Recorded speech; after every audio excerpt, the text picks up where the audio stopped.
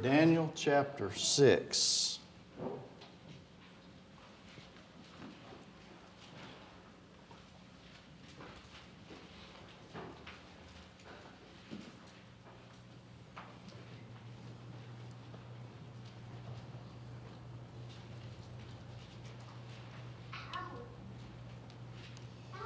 In Daniel, the 6th chapter, we'll begin reading at verse 1.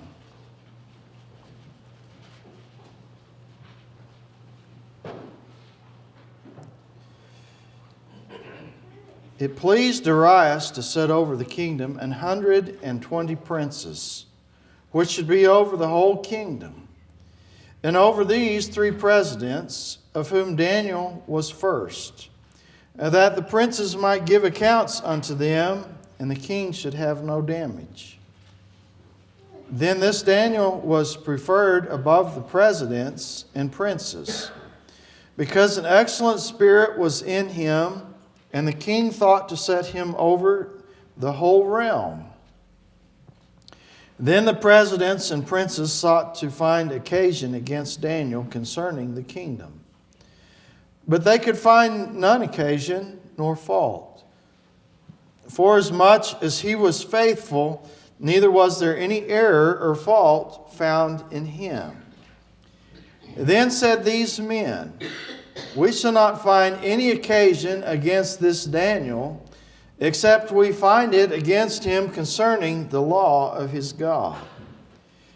Then these presidents and princes assembled together to the king and said thus unto him, King Darius, live forever. All the presidents of the kingdom, the governors and the princes, the counselors, and the captains have counseled together to establish a royal statute and to make a firm decree that whosoever shall ask a petition of any god or man for 30 days, save of thee, O king, he shall be cast into the den of lions. Now, O king, establish the decree and sign the writing, that it be not changed according to the law of the Medes and Persians, which altereth not. Wherefore King Darius signed the writing and the decree. Now when Daniel knew that the writing was signed, he went into his house, and his chamber being open, his windows being open in his chamber toward Jerusalem, he kneeled upon his knees 3 times a day and prayed, and gave thanks before his God, as he did aforetime. Then these men assembled and found Daniel praying and making supplication before his God. Now, this is the story that we would know as Daniel in the lion's den. And certainly he did go into the lion's den. But this morning, the thoughts we want to think about is we want you to notice how Daniel was very much a man of prayer. You consider the case here, the reason these princes and these presidents took the course that they did was because they were envious and they did not want Daniel over them. We think about it. The King Darius looked around. He had provinces, so he set princes over them. And he had this 120 princes, but he said, well, you know, I'm going to put some presidents over these princes to make sure they do a good job. Said that they'd have to give accounts to them, and the king should have no damage. You know, the trouble is when people get to thinking they're a prince, they don't think they ought to give account to anybody. But these were going to have to give account. Are you doing a good job or are you not doing a good job?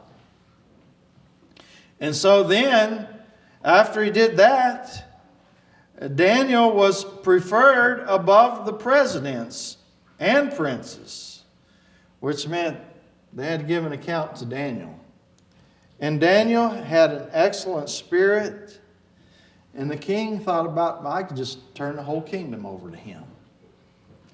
Why? Well, Daniel was faithful. He knew Daniel wasn't going to take advantage of him. He knew Daniel wasn't going to do wrong things. And as we consider the account of Daniel here this morning, part of what we want to think about is how that Daniel, as we've been hearing in Sunday school, Daniel walked with God. And Daniel lived a life of prayer. And certainly as a child of God, we ought to have a prayer life that is very much a part of our walk with God. Now these presidents and princes, they sought to find occasion against Daniel concerning the kingdom. They couldn't find any occasion. They couldn't find any faults. They said, man, the only way we're going to get anything on Daniel, he's so wrapped up in God, we're going to have to go there. And so that's how they went. And they decided, well, we know what we'll do. Daniel, he's praying all the time.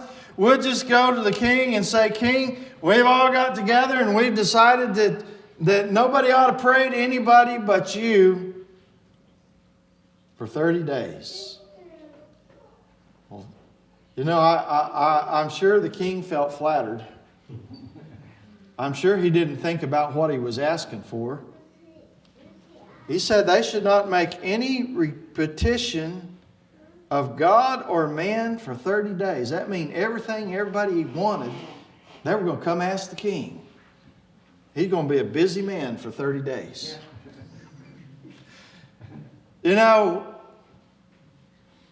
God can handle all that, but man can't. He was going to be a busy man for 30 days. But these folks weren't really concerned about everybody else. They were watching Daniel. And they thought, well, we'll have him here because Daniel prays all the time. Well, you know, we'd like to think, what if they were to try to find something on us this way? Would they go to our prayer life? Certainly, we ought to have such a life of prayer that others know that we pray as well. So they got the decree. The king, in his pride, signed it. And if we'd read the rest of the chapter, you'd find out as soon as he figured out what he'd signed up for, the king wasn't angry with Daniel. He's angry with himself. What in the world did I let him get me on this one for? But here's our thought. You know, Daniel could have said, well, I guess I just won't be praying for 30 days. Got down on his knees and said, Lord, they passed the law and it's going to be a long time without a visit. But Lord, I'll be talking to you in 30 days. Well, you know, God blessed him more often than that. And we as people, if you think about it, 30 days is a long time for no help. 30 days would be a long time for no help. Daniel's life of prayer was not to be altered. And so it says when Daniel knew that the writing was signed, he got the word. He went into his house. He didn't close his windows or anything. He just kneeled like he always did and prayed and gave thanks before his God as he had done before. He kept right on praying. You know, our life of prayer with God needs to be just like that. It should be such that many things can come and go, but the one thing we're not giving up on is praying. It should be such that if things come against it, and I want you to realize we're probably not ever going to see a decree that says you can't pray for 30 days.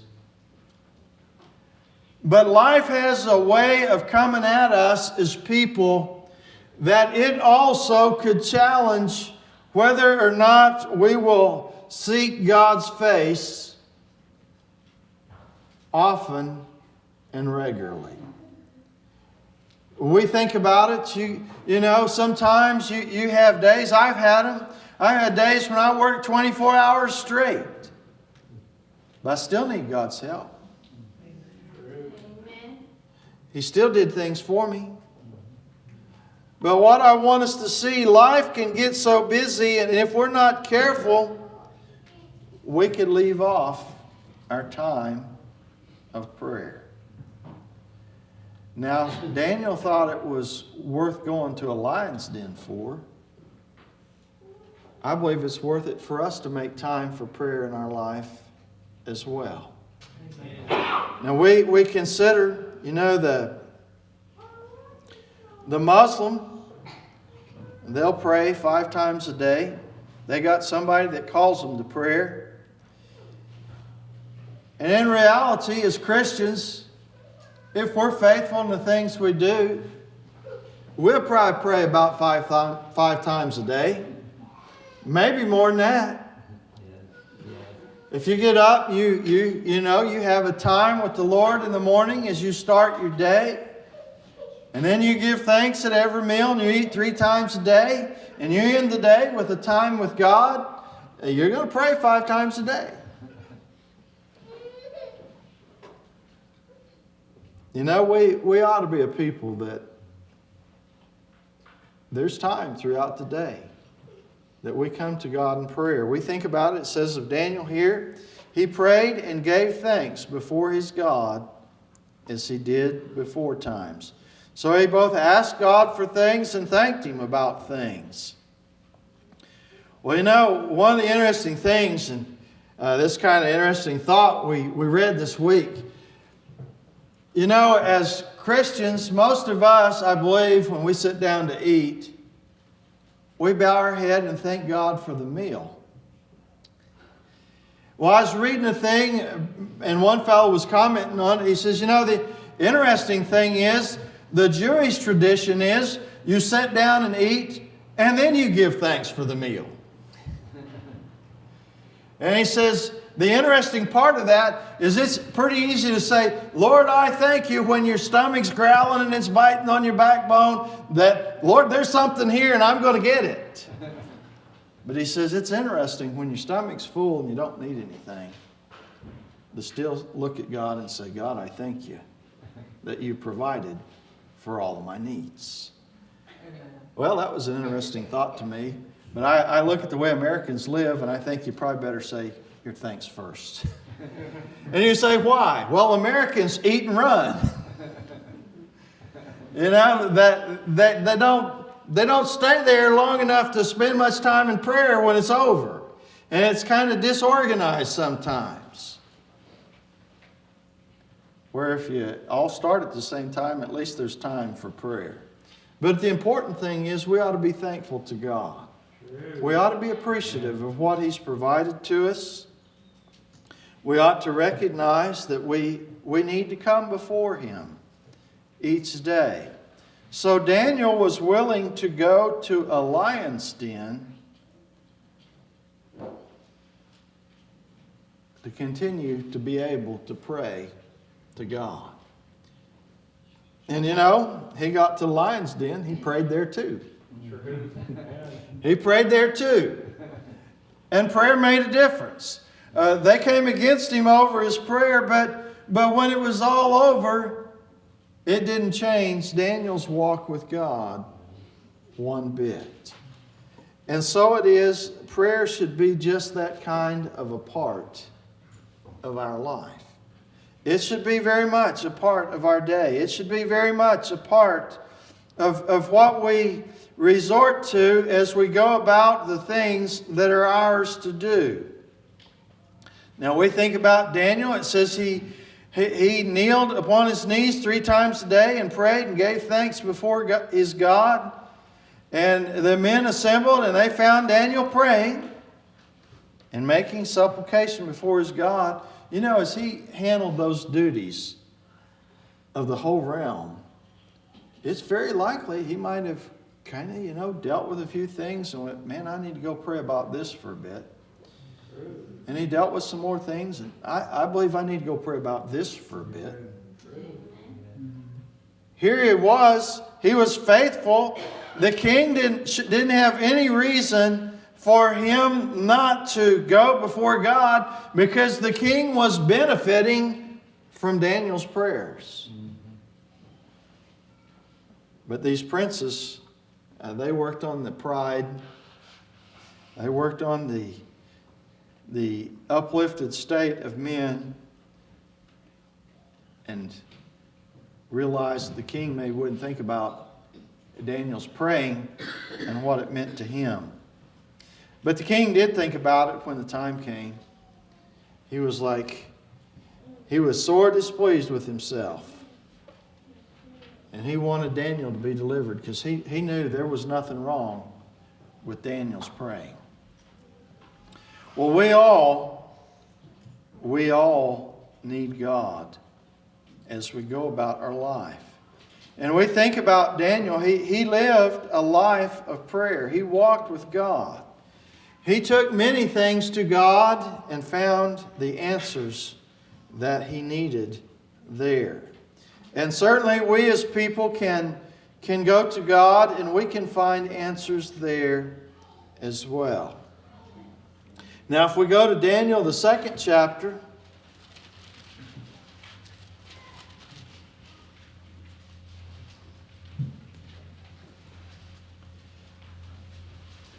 in Daniel chapter 2, this is really where we begin to find, you might say, some record of Daniel and his praying.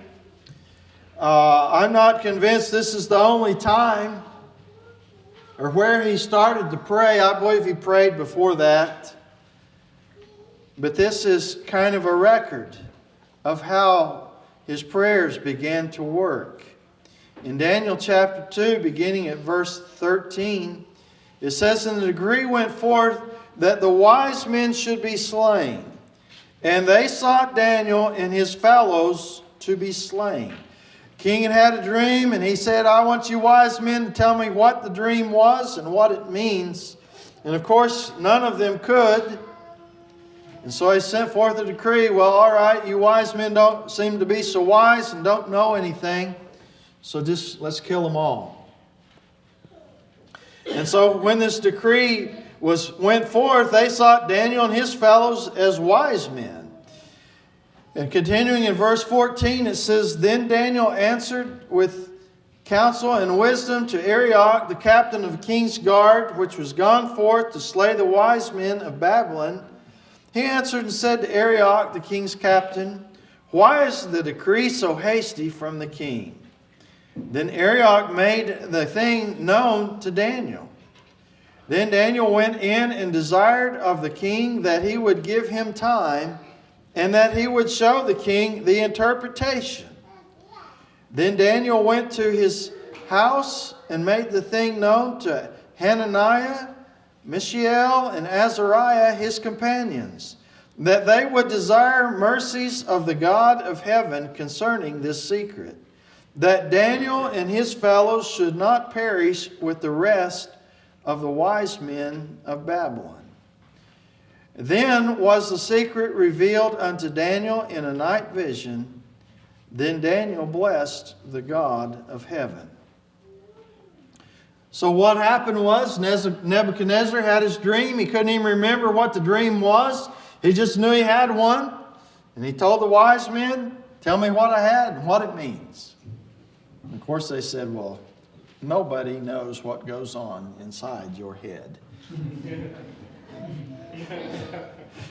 And he said, Well, if you were real wise men, you would.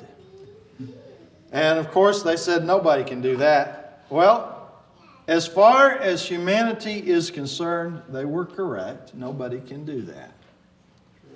But we know that Daniel and them, his friends, Hananiah, Mishael, and Azariah, they were all going to die with the wise men, and they weren't really feeling like they ought to die with the wise men. And so the decree went out before they even knew about it. And when the captain came around, Daniel says, "What's this all about?" And he said, "Well, this is what happened." He says, "Look, I'll go talk to the king about this." And he goes to the king and he says, "Listen, give me some time." And he would show to the king the interpretation. What was Daniel counting on? He could ask God, and God knew what went on inside that king's head. And so he got the three of them together, and the four of them desired the thing of God, and they prayed, and God wasn't ready for him to perish. God wasn't ready for him to die. Now I want you to see, Daniel's life was on the line here. And there wasn't anything he could do about it. They're going to slay him as a wise man. And he hadn't even had a chance yet to try to answer the question. But they agreed in prayer, and the secret was revealed unto Daniel in a night vision. And then Daniel blessed God and went and told the king, "All right, king, here's what your dream was." Well, you know, some people might say, well, if the king couldn't remember, you could tell him anything. Well, I believe that there was enough left there that when Daniel came and says, "This is a dream," the king went, "That's right. That was what it was." And if he'd have showed up with just any old thing, the king would have went, "I sure don't recall anything about that." Because he knew that given time, they might make something up. That's why his decree was so hasty. But we want you to see, Daniel walked with God. And as he confronted these things, when he wanted to know answers, when he wanted to know what to do about something, he went to God in prayer. And he asked God about it. And he sought to know the answer. He sought to see it resolved. He sought to see things changed. He acknowledges, he told the king about this dream. He says, you know, God that changes times and seasons. He wasn't just talking about the weather. What he was talking about, God can decide when it's time for this and when it's time for that. And God was going to show to the king that, look, you're going to be king now, but there's going to be a time this kingdom is going to belong to somebody else. And then there's going to be a time when that's going to belong to somebody else.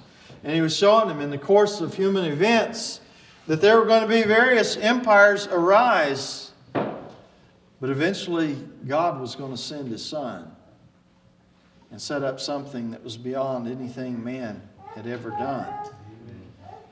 And so we know that He did send Jesus. After those kingdoms and empires had arisen, He sent Jesus to do what He said He would do, establish a kingdom that would never end, that those that turn to God and serve Him would be a part of.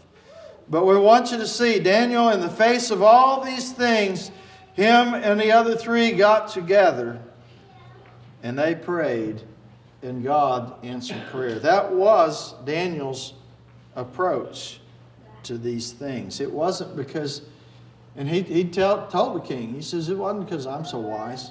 I don't know any more what goes on in your head than the rest of these guys. But I know a God that does.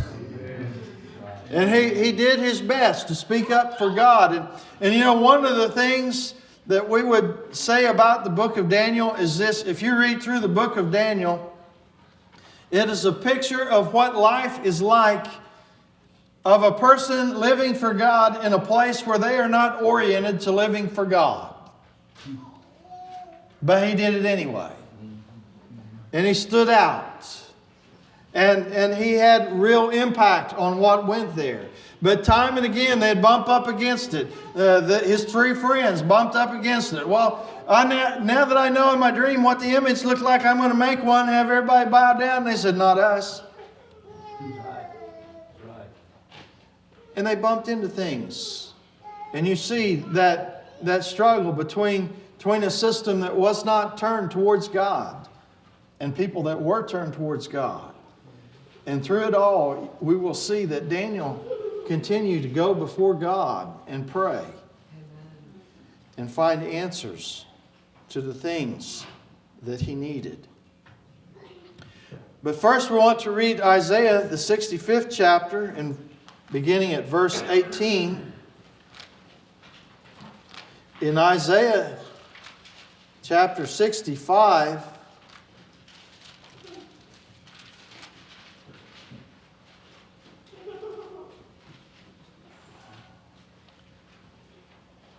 says, "But be ye glad and rejoice forever in that which I create. For behold," we're beginning at verse 18 of Isaiah 65. For behold, I create Jerusalem a rejoicing, and her people a joy. And I will rejoice in Jerusalem, and joy in my people. Praise God. And the voice of weeping shall be no more heard in her, nor the voice of crying. There shall be no more thence an infant of days, nor an old man that hath not filled his days. For the child shall die 100 years old, but the sinner being 100 years old shall be accursed. And they shall build houses and inhabit them, and they shall plant vineyards and eat the fruit of them. They shall not build and another inhabit, they shall not plant and another eat.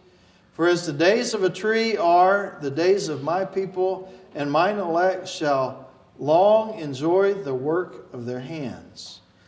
They shall not labor in vain, nor bring forth for trouble, for they are the seed of the blessed of the Lord, and their offspring with them. And it shall come to pass that before they call, I will answer. And while they are yet speaking, I will hear. It's talking about the relationship that people can have with God. And I believe that particularly refers to the relationship that we can have with God today. And when you consider that picture and that relationship, certainly we ought to be a people of prayer. Because God hears and answers the prayers of His people. He said He'd give them long life. He'd bless their lives. They'd build and it wouldn't be taken over and inhabited by others. There's many good things He talked about there, and we know it's a prophecy with regard to maybe literal Israel in a sense of some of the literal things of how they would work, and that's why it's said that way. But it's showing how God would have pleasure in His people and be with them as they walk down here. Praise God.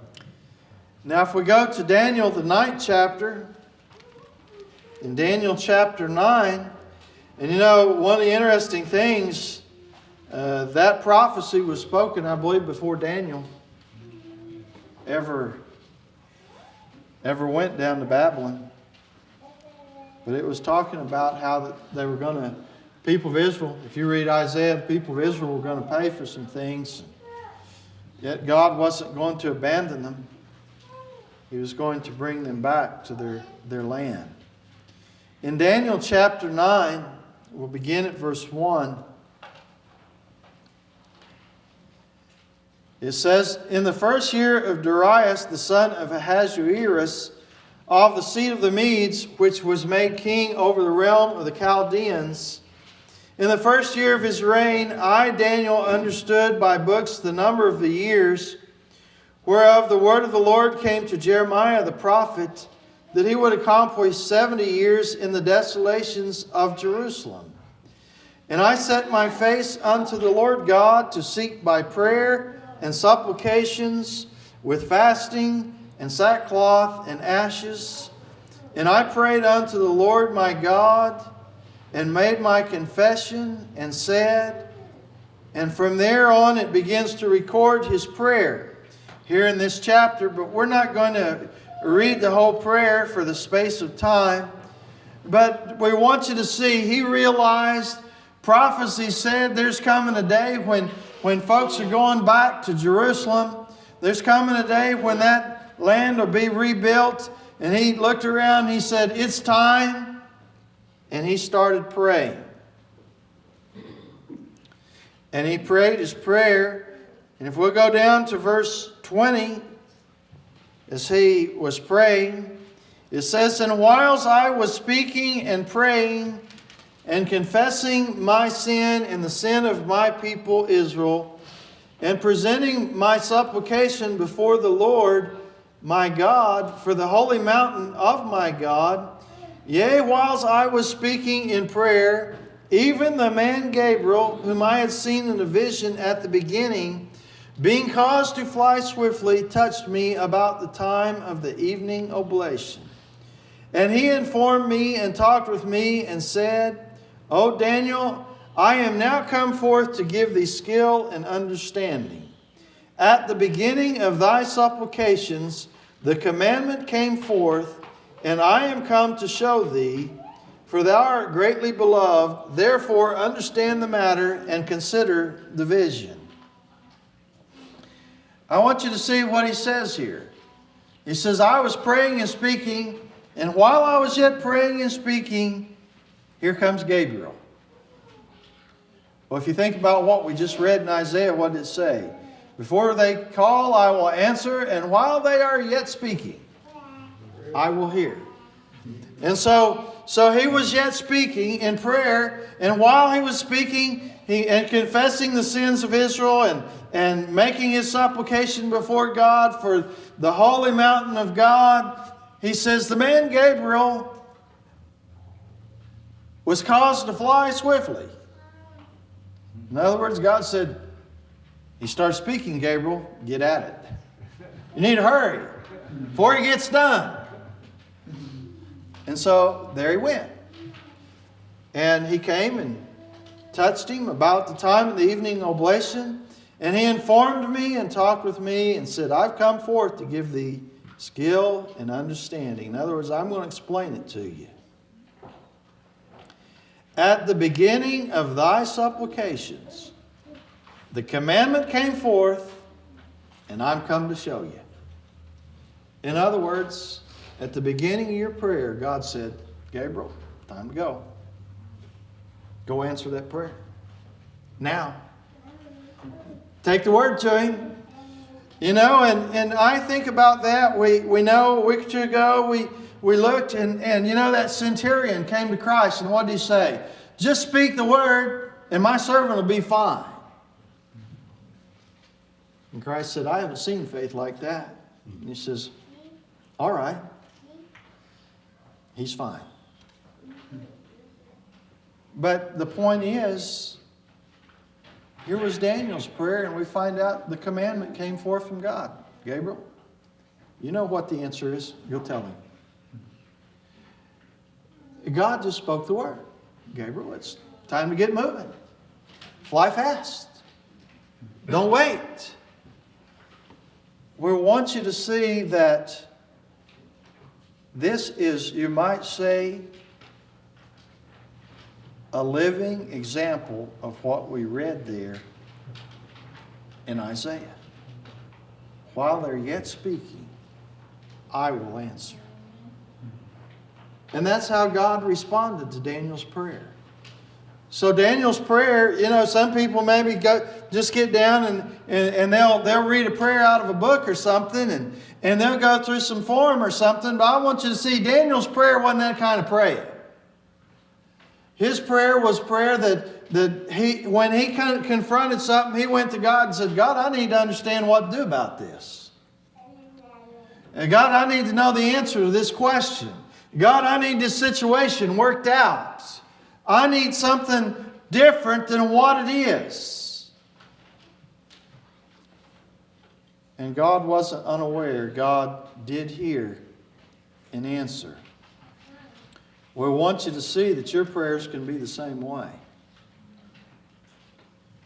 We could maybe read it and think somehow Daniel was beyond all other human beings.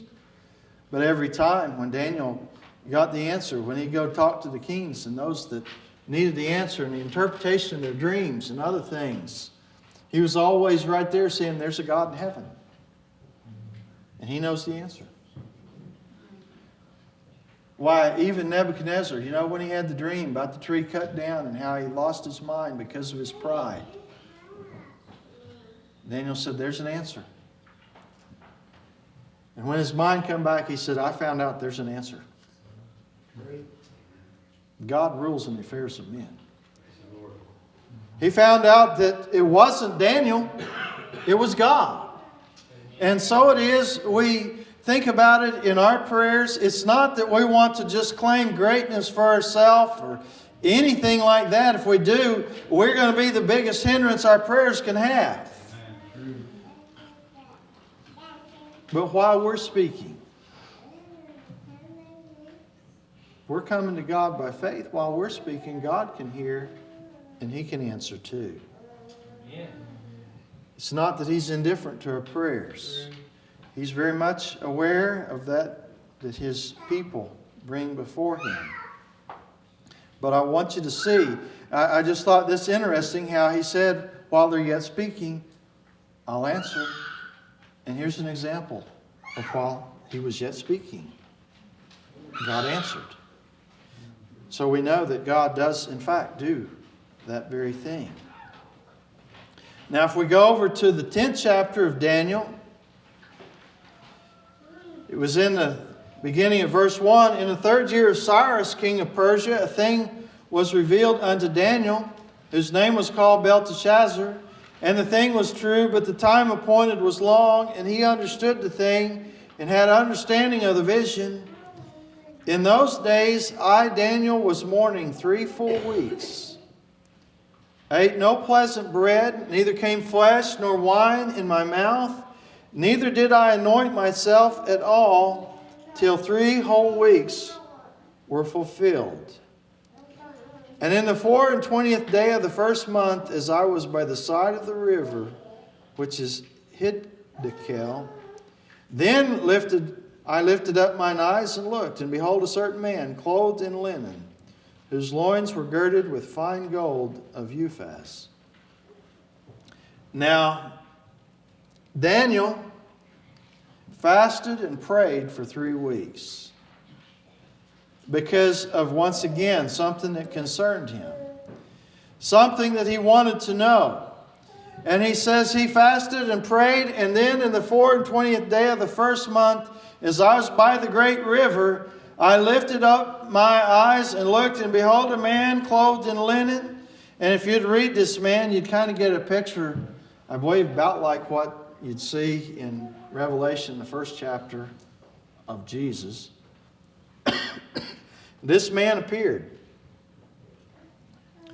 And we won't read about so much about the man, but if we continue down to verse 9, it says, Yet heard I the voice of his words, and when I heard the voice of his words, then was I in a deep sleep on my face, in my face toward the ground.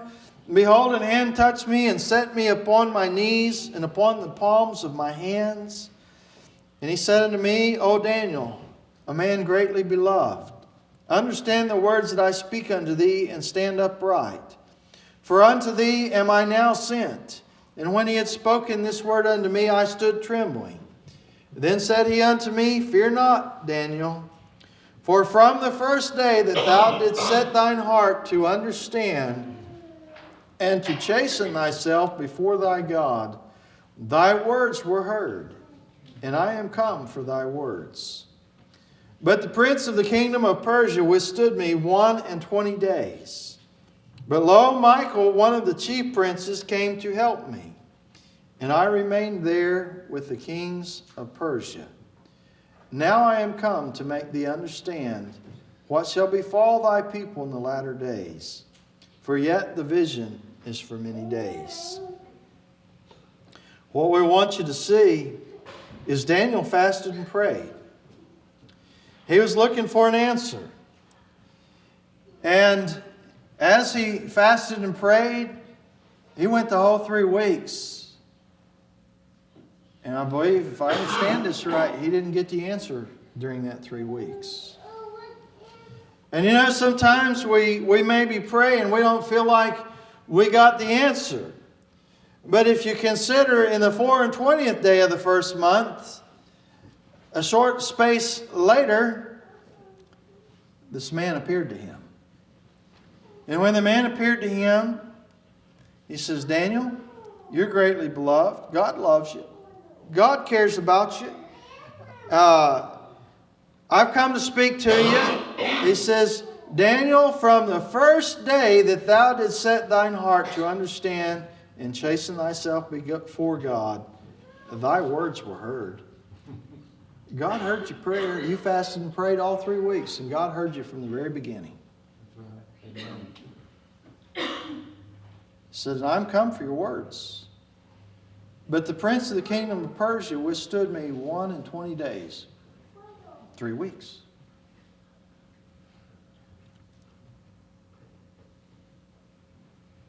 The response started at day 1. In the whole 3 weeks, there was this situation that kept it from happening. And it says, but Michael, and if you study out Michael, think about Jesus. Michael, one of the chief princes, came to help me, and now I am come. You know, sometimes God has to intervene and change the situation first. Many times we think, well, man, God, why don't you just answer? Sometimes the situation needs to change for God's answer to accomplish the thing that you desire. And I'm not saying God doesn't have the power to do what He wants to do. In this case, the answer came. But some things had to change first. And so sometimes as we seek God and we pray about some things, and we might go, why isn't it happening the way I got it pictured? Well, it's not because God's not hearing.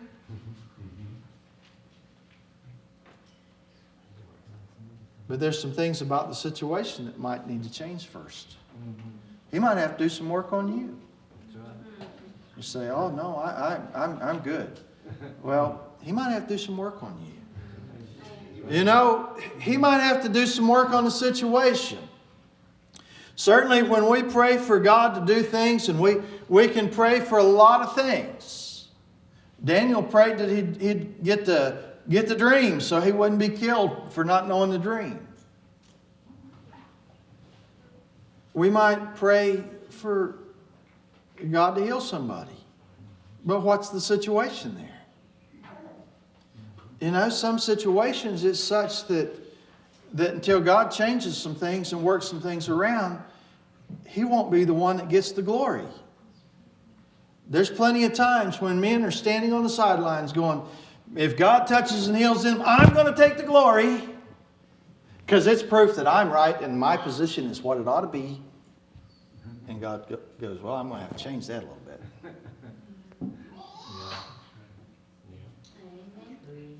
There was a situation here that had to change before the answer came.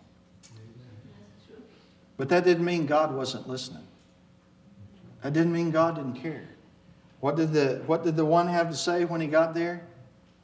God heard it first. God heard it first, but the prince of Persia stood in the way. He was the problem. Here's why the answer didn't happen. But God heard. And when the situation was straightened out, now here's the answer. We need to see that sometimes some things are going to have to change. And we may not know what has to change, or we may not know how to change it. But sometimes things need to change. But I want you to see that it's not a problem of God not hearing the prayers of His people. And because it's not a problem of God not hearing the prayers of His people, that should encourage us to be faithful in prayer. Daniel prayed 3 times a day. Didn't matter if it meant the lion's den. Didn't matter if the kingdom was in a busy shape. he still was going to get down before God and spend his time with God. We need to be the same way. We live in a country where life seems like it's designed to stay very busy. You may not be facing the lion's den, but you may be facing a whole day full of stuff every day of your life. And you're going to have to push that stuff aside and get before God in prayer. The answer does not come by just going about life's business and hoping somewhat how the Lord will remember you about your travels. It's about us getting before God. It's about us coming into God's presence. Amen. Prayer is a very needful part of our life.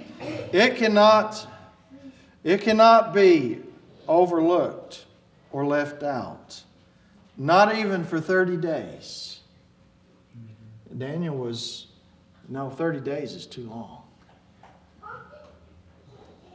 Maybe overnight, but not 30 days. I get up in the morning, I'm going to need God's help again. And we know that because he was faithful to God in his prayer and in his walk with him, God blessed him and took care of him. Went through many interesting and difficult things, but God was always there. We think about the words of Peter. He wrote over in 1 Peter, the 3rd chapter, he says, "The eyes of the Lord are over his people, and his ear is open to their cry." God takes note when you pray. You get down on your knees before God.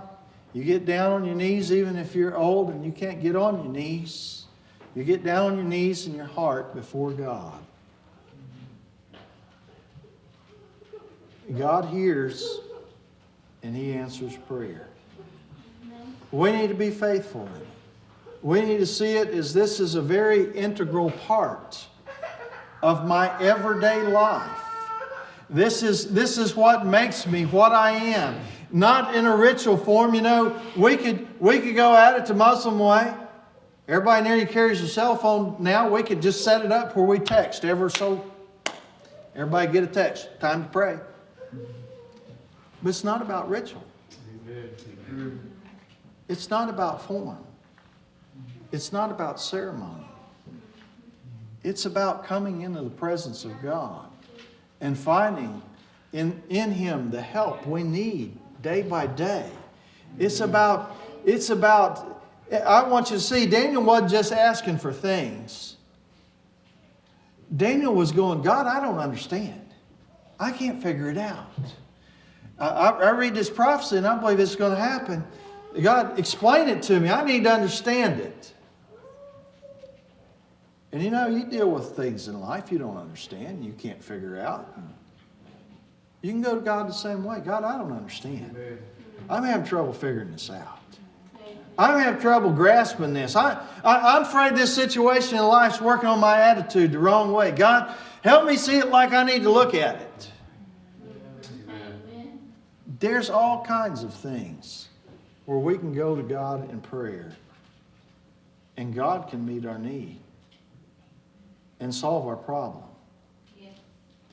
But we got to see prayer just as important as Daniel saw it.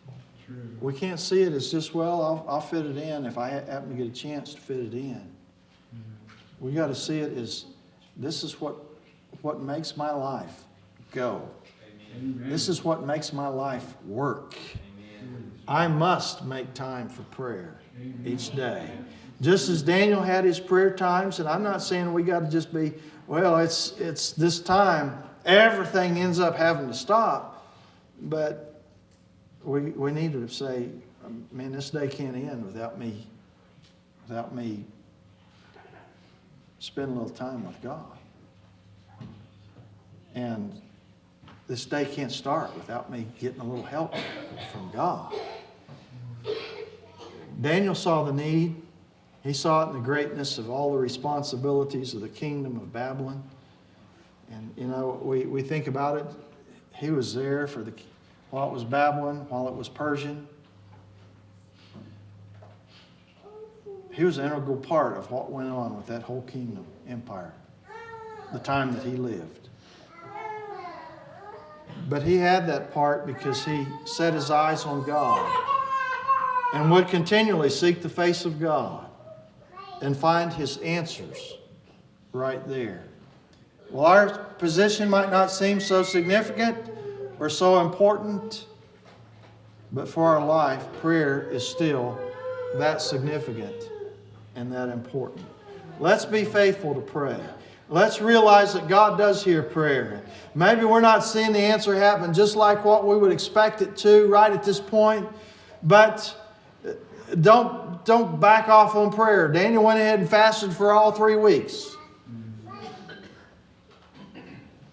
And the one that was bringing the answer wrestled with the Prince of Persia for all 3 weeks. But the answer got there. God can answer our prayers too, if we'll just be faithful to seek His face.